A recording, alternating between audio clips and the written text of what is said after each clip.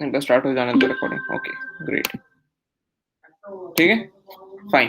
ठीक है, तो I hope the last class whatever I have discussed is clear. That was regarding the joins, right? So that was basically what how we can join the table and how many types of joins were available in SQL. इसके बारे में discuss किया था. How many of you remember what were the different types of joins available in SQL? कितने लोग बता पाएंगे कि कितने टाइप ऑफ joins थे SQL में? क्या कोई बता सकेगा? Is there anyone who can tell how many type of joins were there in SQL? Yes, sir. Huh? Sir, two types. Exactly, two types of joins were there in SQL. What were those types? Yes, restricted and Restricted and Unrestricted. very good, very good.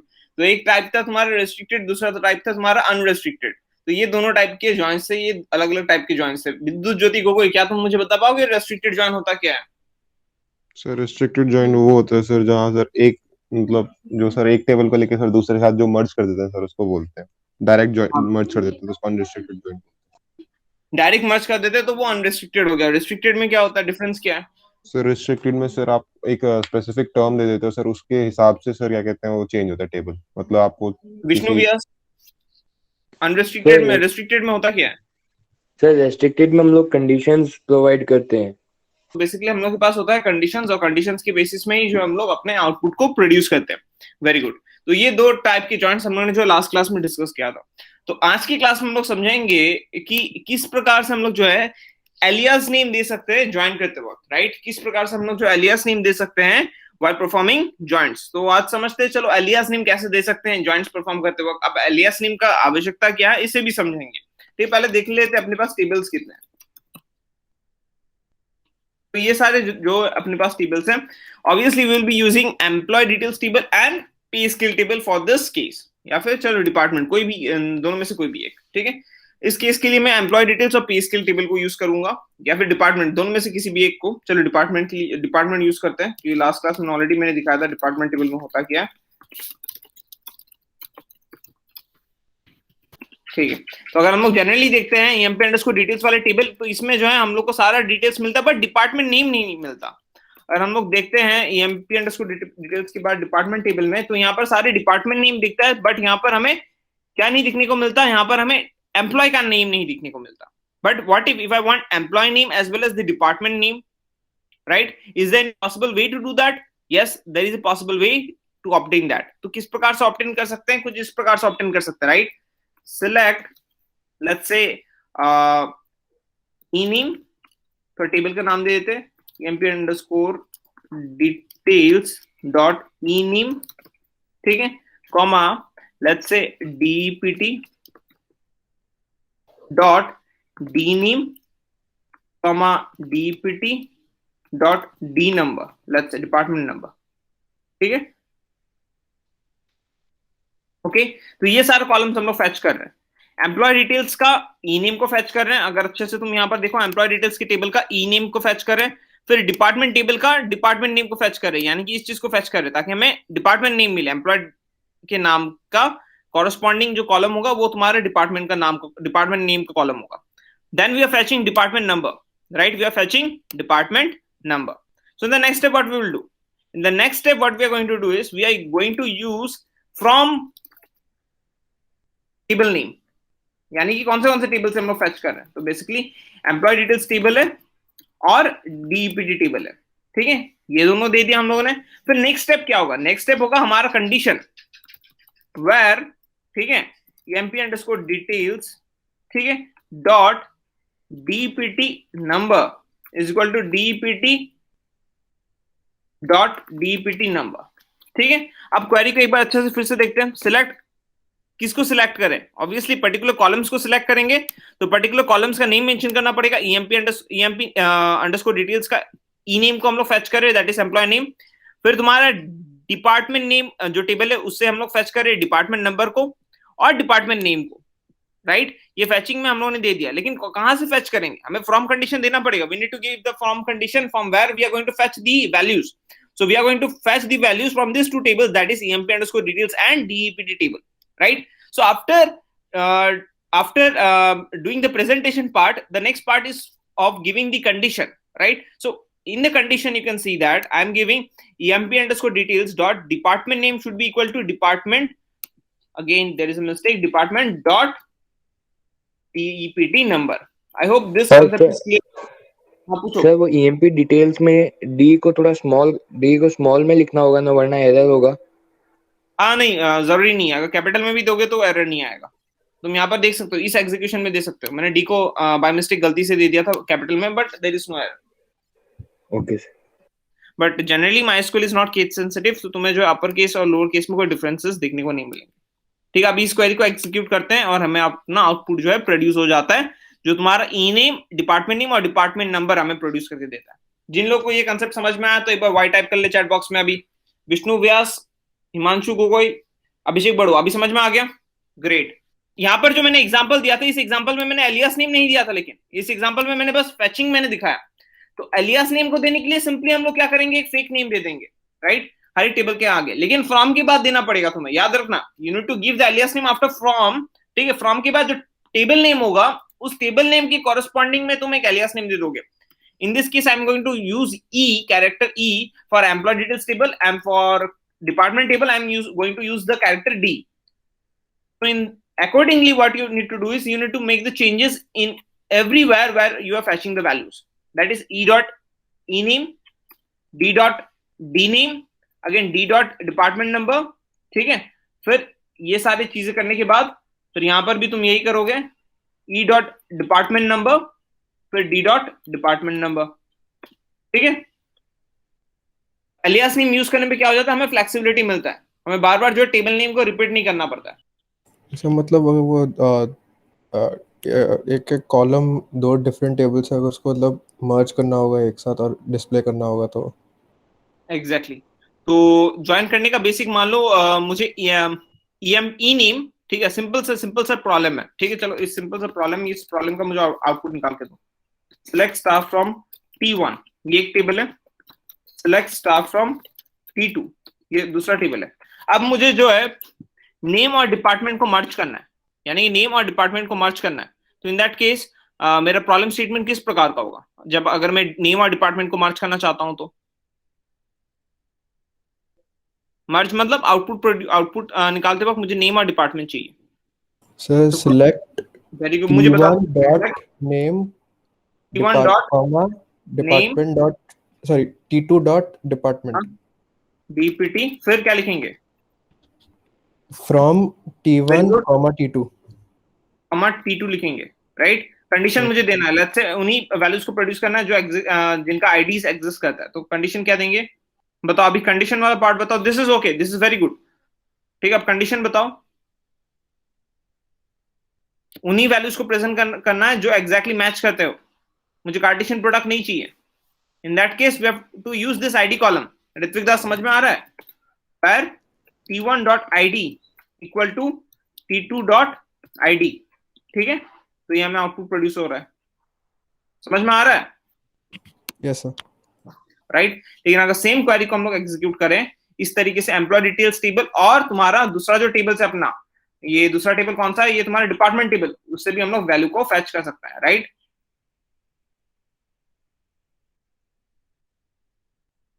अगर इस point को, इस चीज को हम लोग fix कर दें, ठीक है, और इसमें लिखते हैं emp अंडरस्कोर डिटेल्स।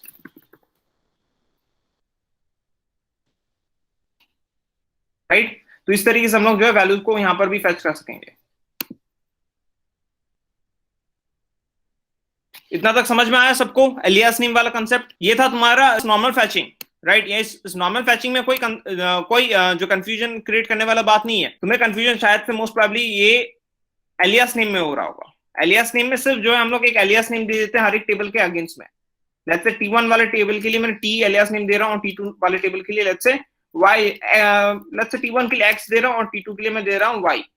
ठीक है, तो फैच करते वक्त भी यहाँ पर कुछ इस प्रकार से लिखेंगे, Y dot department name X dot ये, फिर लिखेंगे यहाँ पर X डॉट ID, फिर यहाँ पर लिखेंगे Y डॉट ID। ठीक है, दैट्स इट, यही है तुम्हारा। इतना सा क्वेरी तो तुम्हें एग्जीक्यूट करना है। ऋत्विक दास अभी समझ में आया? अगर सबको समझ में आ गया ये सर एक और पीछे लेके आना सर, एसक्यूएल की विंडो खोलना सर। हाँ बताओ। बस सर, ठीक है सर, हो गया।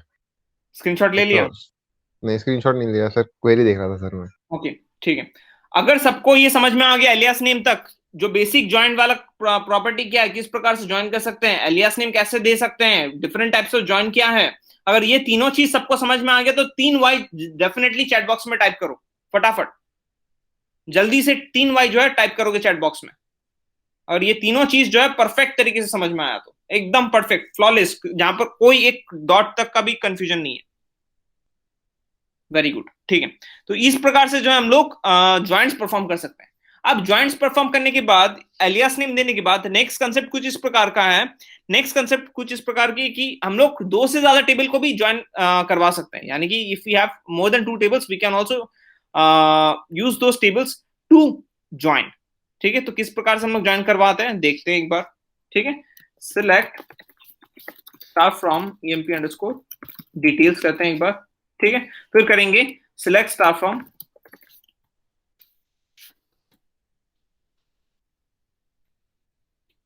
ठीक है,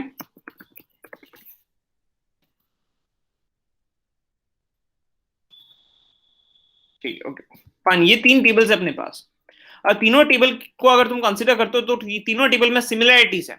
पहला वाला जो डिपार्टमेंट टेबल में डिपार्टमेंट नंबर है, जो कि इसमें भी एग्जिस्ट करता है, राइट, डिपार्टमेंट नंबर यहां पर भी एग्जिस्ट करता है, ओके फाइन, यहां पर भी एग्जिस्ट करता है।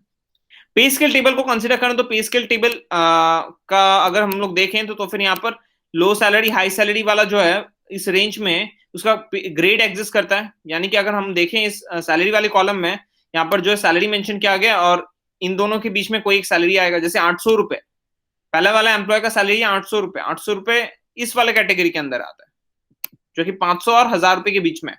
अगर हम लोग कंसिडर करें 1600 रुपए तो 1600 रुपए कुछ इस कैटेगरी के बीच में आता है, सॉरी इस कैटेगरी के बीच में आता है। ठीक है, यानी कि इसका ग्रेड 3 है। तो इस तरीके से हम लोग जो है रिलेशन एस्टैब्लिश कर सकते हैं इन तीनों टेबल के बीच में। ठीक है, ये रिलेशन कैसे एस्टैब्लिश कर सकते हैं, समझ में आया सबको? हाथ उठाओ एक बार, हैंड रेस करो अगर रिलेशन समझ में आया तो। रिलेशन किस तरीके से एस्टैब्लिश कर रहे हैं हम लोग तीनों टेबल में? बढ़िया, ठीक है, ओके। सर मेरे को क्वेश्चन समझ में नहीं आया सर। क्वेश्चन नहीं है, मैं समझा रहा हूं कि तीनों टेबल में कि किस प्रकार से एक टेबल दूसरे टेबल से रिलेटेड है। एम्प्लॉय डिटेल्स और डिपार्टमेंट वाला तो क्लियर है। आगे आगे, हाँ आगे आगे। ठीक है, पे स्केल वाला कैसे रिलेटेड है? पे स्केल वाला अगर देखें तो फिर पहला वाला अगर रेंज देखें, पहला वाला रेंज के अंदर पहला वाला सैलरी आ रहा है, दूसरा सैलरी फिर ये वाले रेंज के अंदर आ रहा है। This in this way this 3 tables are related to each other. Okay, so Yes. that's it about the relation. But let us try to understand how we can join multiple tables. Multiple table join करने के लिए कुछ नहीं है, comma देने के बाद फिर दूसरी टेबल का नाम दे दो। ठीक है, let's select start from, ठीक है, select start from emp underscore details, comma let's say dept, comma pay scale। ये तो बहुत ही इजी तरीका था जिससे हम लोग को जो है ह्यूमंगस टेबल मिल गया। ठीक है, कार्टेशियन प्रोडक्ट इसने प्रोड्यूस कर लिया। ठीक है, बट क्या ये कार्टेशियन प्रोडक्ट अपने को चाहिए? नहीं, अपने को फिल्टर्ड आउटपुट चाहिए। फिल्टर्ड आउटपुट में जहां पर पर्टिकुलर अपने कंडीशन के बेसिस में हमें ताकि आउटपुट मिले। ठीक है, ओके, चलो एक प्रॉब्लम स्टेटमेंट क्रिएट करते हैं, फिर से जो है सारे टेबल्स का वैल्यूज को फेच करते हैं ताकि हम लोग को समझ में आए। ग्रेट, ठीक है, मुझे कुछ इस प्रकार का आउटपुट चाहिए जहां पर हर एक एम्प्लॉय का नेम, राइट, उसका डिपार्टमेंट और उसका ग्रेड मौजूद हो जाना चाहिए। अब तीनों अलग अलग टेबल में देखो अच्छे से, एम्प्लॉय नेम एक टेबल में है, ग्रेड एक अलग टेबल में है और डिपार्टमेंट नेम एक अलग टेबल में है। लेकिन मुझे आउटपुट में इन तीनों का कॉम्बिनेशन चाहिए। प्रॉब्लम स्टेटमेंट किसको किसको समझ में आया? एक बार हाथ उठा लो जिनको जिनको प्रॉब्लम स्टेटमेंट समझ में आया। मेरा प्रॉब्लम स्टेटमेंट क्या, थोड़ा सा भी भटकोगे अगर समझ में नहीं आएगा, लेकिन अगर थोड़ा सा भी भटकोगे तो समझ में नहीं आएगा। Drishana Bora are you there in the class? Avinash Borua are you there in the class? Yes sir. Sir एक और बार बता दो क्वेश्चन। ठीक है, क्वेश्चन में कुछ इस प्रकार का है, मुझे एम्प्लॉय का नेम चाहिए, ग्रेड चाहिए और उसका डिपार्टमेंट नेम चाहिए। अगर तुम अच्छे से ऑब्जर्व करो तीनों अलग अलग टेबल में, तो किस तरीके से फैच करेंगे हम लोग? वो फैच करेंगे उनके बीच में जो रिलेशन है उन रिलेशंस की मदद से, क्योंकि हमें फिल्टर्ड आउटपुट चाहिए। डायरेक्टली नहीं तो फैच तो कर सकते हैं, जिससे हम लोग को कार्टेशियन एक ह्यूमंगस टेबल मिल जाएगा जो कि एक कार्टेशियन प्रोडक्ट होगा, but we don't want that, we want the output to be filtered. ठीक है, तो किस तरीके से प्रोड्यूस करें समझते हैं एक बार। ठीक है, सिलेक्ट, इसको सिलेक्ट करेंगे एम्प्लॉय नेम को सिलेक्ट करेंगे सबसे पहले। कौन से वाले टेबल से? एम्प्लॉय डिटेल्स वाले टेबल से। अभी के लिए मैं कह देता हूं कि एम्प्लॉय डिटेल्स वाला टेबल को मैं ई एलियास नेम से पुकारूंगा, पे स्केल वाले टेबल को पी से पुकारूंगा, डिपार्टमेंट वाले टेबल को डी नाम के एलियास नेम से जो है मैं डिनोट करने वाला हूं। ठीक है, तो E dot E name, okay, employee name आ गया अपने पास, राइट। अब नेक्स्ट कंडीशन क्या है? एम्प्लॉय नेम आने के बाद नेक्स्ट कंडीशन कुछ इस प्रकार का होगा। मुझे चाहिए अपना, सॉरी, नेक्स्ट कॉलम कौन सा चाहिए मुझे? नेक्स्ट कॉलम मुझे चाहिए लेट्स से डिपार्टमेंट नेम। ठीक है, डिपार्टमेंट नेम चाहिए, यहां पर लिखेंगे डी डॉट, ठीक है, डी नेम। बढ़िया, इतना तक कोई इशू नहीं है। आई थिंक इतना तक सबको समझ में आ रहा होगा। फिर अपने को नेक्स्ट चाहिए ग्रेड। ग्रेड के लिए मैंने क्या बताया था? पे स्केल के लिए मैं पी यूज करूंगा, पी डॉट ग्रेड। बढ़िया, इतना तक तो बहुत सिंपल लग रहा है, इतना तक कोई तकलीफ ही नहीं है। चलो आगे बढ़ते हैं, आगे भी तकलीफ नहीं होगा। ठीक है, ओके। फ्रॉम देना पड़ेगा हमें, ठीक है। फ्रॉम में सारे टेबल का नाम जैसा है एग्जैक्टली वैसे ही मेंशन करना पड़ेगा, लेकिन उसका एलियास नेम भी हमें देना पड़ेगा। तो यहाँ पे अंडरस्कोर डिटेल्स,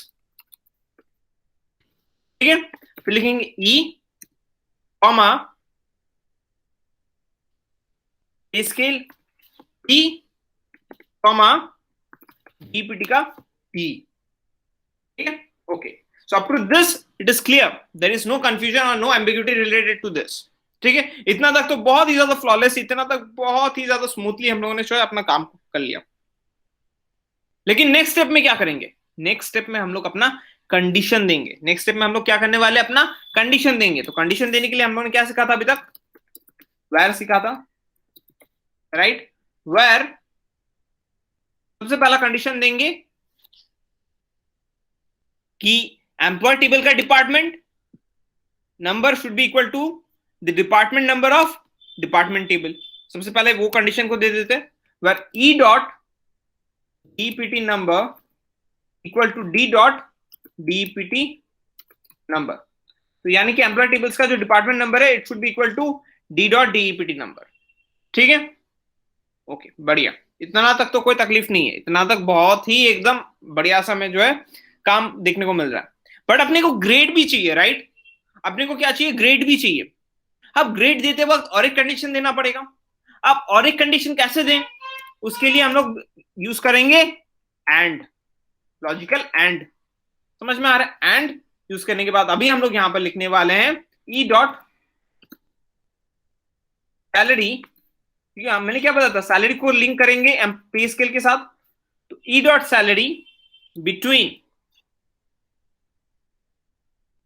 ठीक है, E dot sal between E dot low underscore cell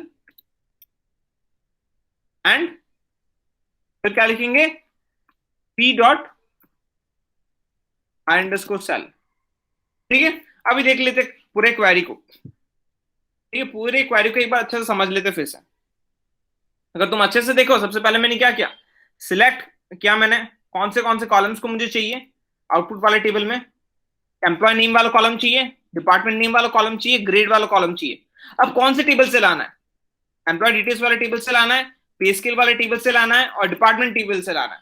अब कंडीशन क्या होगा? Where E dot department name department number should be equal to D dot department number, यानी कि both the department numbers should match. And what should be the next condition? In order to get the grade, get the grade, our next condition will be followed by the and, logical and operator. ठीक है, तो and e dot cell between, ठीक है, e dot cell यानी कि salary should be between e dot low cell and p dot high cell. ठीक है, समझ में आ रहा है? अब इसे एंटर करता है। तो एंटर करने के साथ साथ हमें जो है आउटपुट प्रोड्यूस हो रहा है बहुत ही बेहतरीन तरीके से, जहां पर एम्प्लॉय नेम, उसका department name as well as grade भी हमें देखने को मिल रहा है। कितने को ये पार्ट पूरा समझ में आया? बहुत ही स्लोली मैंने समझाया इस बार। जिनको जिनको समझ में आया एक बार वाई टाइप करें चैट बॉक्स में। ठीक है,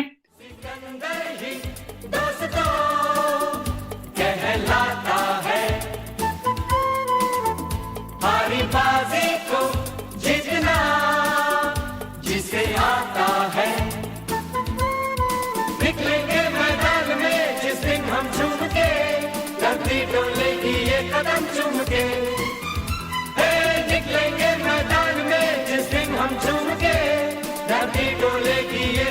चूम के, वो सिकंदर ही दोस्तों कहलाता है।